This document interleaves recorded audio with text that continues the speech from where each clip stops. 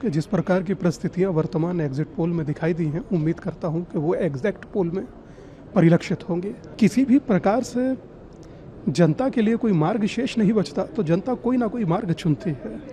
तो उसने मुझे लगता है कि इस बार मोदी है तो मुमकिन है कि विश्वास पर एक नया मार्ग चुना है। मुझे लगता है एग्जिट पोल के नतीजे तो आएंगे 4 मई को, लेकिन ये पक्की बात है उन लोगों के एग्जिट होने का टाइम आ गया है। ममता बनर्जी को भी मैं सलाह दूंगा, पहले भी उसने मिलके काम किया है, बहुत हो गया, अब वापस लौटो, आओ लौट चलें अपने घर को और फिर सनातन संस्कृति की ओर सबको साथ। और सनातन का मतलब है सबको साथ लेकर चलो। मैं समझता हूं कि जिस प्रकार की परिस्थितियां वर्तमान एग्जिट पोल में दिखाई दी हैं, उम्मीद करता हूं कि वो एग्जैक्ट पोल में परिलक्षित होंगे।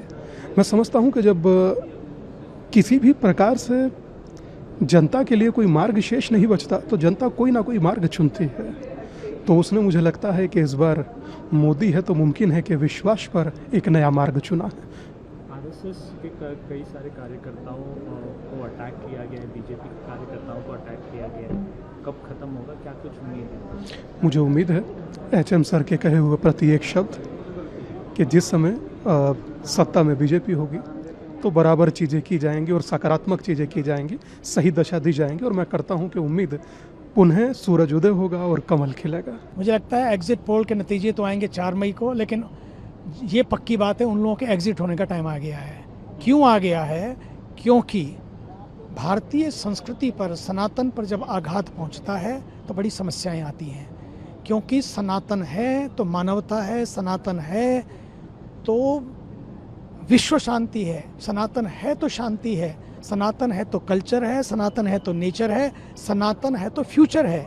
आप देखिए पूरे विश्व में युद्ध चल रहा है, लेकिन यहाँ लोग किस तरह के माहौल को, किस तरह की ऊर्जा को अनुभव कर रहे हैं। कहीं लगता है कि भारत में कुछ ऐसा है, बल्कि भारत पूरे विश्व को संदेश दे रहा है, because India is not a piece of land, India is a land of peace. और उसी का संदेश तभी तक टिका रहेगा जब बंगाल जैसी धरती से वही सांस्कृतिक शंखनाद जो रविंद्रनाथ टैगोर ने, सुभाष चंद्र बोस ने, बंकिम चंद्र चटर्जी ने और रामकृष्ण परमहंस और साथ ही साथ योगानंद परमहंस और स्वामी विवेकानंद ने दिया, आज उसी का समय आया। भारत के ऊर्जावान, यशस्वी, तपस्वी प्रधानमंत्री जी के नेतृत्व में समय आ गया है। वो सनातन का सूर्य फिर प्रकाशित वहाँ से हो और पूरे विश्व को एकता का संदेश, सबको मिलने और मिलाने का संदेश, यही भारतीय संस्कृति है।